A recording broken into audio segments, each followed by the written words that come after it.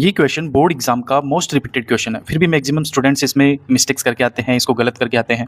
क्या आप इस क्वेश्चन को सही कर पाओगे? आ जाओ इसके कॉन्सेप्ट को समझते हैं। देखो, इस क्वेश्चन में हमें क्या बोला गया है कि रूट 5 को हमें इरेशनल प्रूव करना है। रूट 5 इरेशनल नंबर ही होता है, लेकिन हमें इसको प्रूव करके बताना है कि ये इरेशनल है। तो ऐसे क्वेश्चन में हम क्या करते हैं, कॉन्ट्राडिक्शन मेथड को फॉलो करते हैं। तो कॉन्ट्राडिक्शन में क्या होता है कि जो हमें गिवन है ना, हम उसका अपोजिट कंसिडर करते हैं। सो यहाँ पे हम लिखेंगे let us assume that root 5 is rational, है ना, क्योंकि इरेशनल जो था ये तो हमें प्रूव करना है। तो हम क्या कंसिडर करेंगे कि रूट 5 जो है ये एक रैशनल नंबर है। तो अगर ये रैशनल है देन रूट 5 को क्या हम ऐसे लिख सकते हैं, पी अपॉन क्यू वाली फॉर्म में। बताओ क्यों? क्योंकि रैशनल नंबर जो होते हैं उनको पी अपॉन क्यू वाली फॉर्म में लिख पाते हैं हम। तो where p and q are coprimes, p and q यहाँ पे क्या होते हैं, को प्राइम्स होते हैं, एंड क्यू जो होता है ये जीरो नहीं हो सकता। ठीक है, ये कंडीशन होती है रैशनल नंबर्स की। अब देखो यहाँ पे इसका हम क्या कर देते हैं, रूट 5 को इधर भेज देते हैं और क्यू को इधर लेके आ जाते हैं। तो यहाँ पे हम ऐसा लिख सकते हैं q equals to p upon root 5। अब क्या कर दो इसका स्क्वायर, तो ऑन स्क्वायरिंग आप क्या करोगे, इसका स्क्वायर करोगे तो इधर तो क्या बन जाएगा क्यू स्क्वायर, और इधर क्या बन जाएगा पी स्क्वायर अपॉन 5। क्योंकि रूट वाले नंबर्स का जब हम स्क्वायर करते हैं तो ओनली नंबर रह जाता है, रूट हट जाता है। अब यहाँ से देखो इधर राइट साइड में क्या लिखा है, पी स्क्वायर अपॉन 5। तो इसका मतलब क्या हुआ कि जो पी स्क्वायर है वो 5 से डिवाइड होगा। तो p square is divisible by 5। बोलो then p is also divisible by 5। बताओ अगर p 5 से p स्क्वायर जो है वो 5 से डिवाइड होगा तो p जो होगा वो भी 5 से डिवाइड होगा, है ना। कि जैसे मैंने एक एग्जांपल लेते हैं यहाँ पे, मान लेते हैं कि 10 का स्क्वायर जो है वो 5 से डिवाइड होता है। तो 10 का स्क्वायर कितना होता है बताओ जरा, 100। तो 100 को 5 से डिवाइड कर सकते हैं, राइट। ठीक है, अब 10 स्क्वायर अगर 5 से डिवाइड है तो अच्छा ही बताओ कि 10 अपॉन 5 भी, मतलब 10 जो होगा वो भी तो 5 से डिवाइड होगा। ठीक है, तो ये भी राइट है हमारा। तो इसका भी यही मतलब है कि अगर p स्क्वायर जो है वो 5 से डिवाइड होता है तो p जो होगा वो भी 5 से डिवाइड होगा। सिंपल सी बात है, बताओ जरा, है ना। तो यहाँ पे ये चीज़ समझ में आई। अब देखो यहाँ पे हम क्या कंसिडर करेंगे कि p जो है वो 5 से डिवाइड होता है। तो हम यहाँ पे लेट अज्यूम करेंगे कि p इक्वल्स टू क्या है 5k।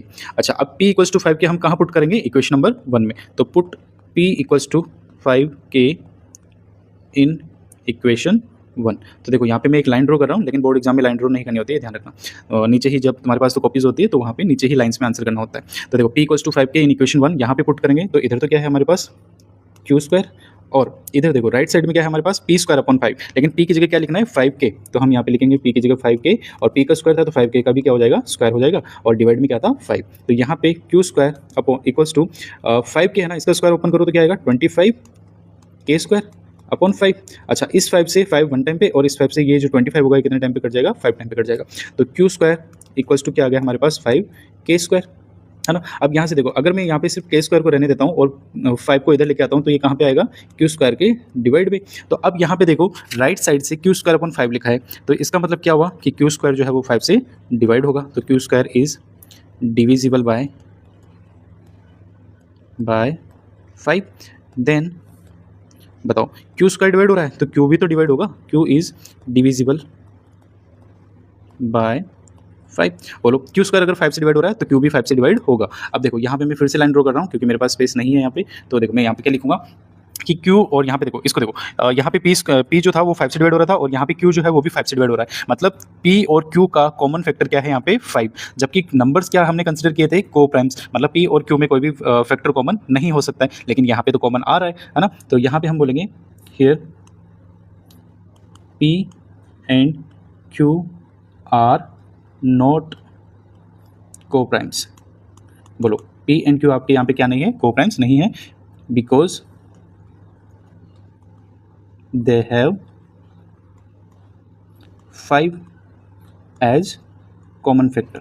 बोलो P और Q में कॉमन फैक्टर क्या है 5 है, इसलिए ये दोनों क्या नहीं होंगे, को प्राइम्स नहीं होंगे। तो को प्राइम्स नहीं है देन आर अजम्पशन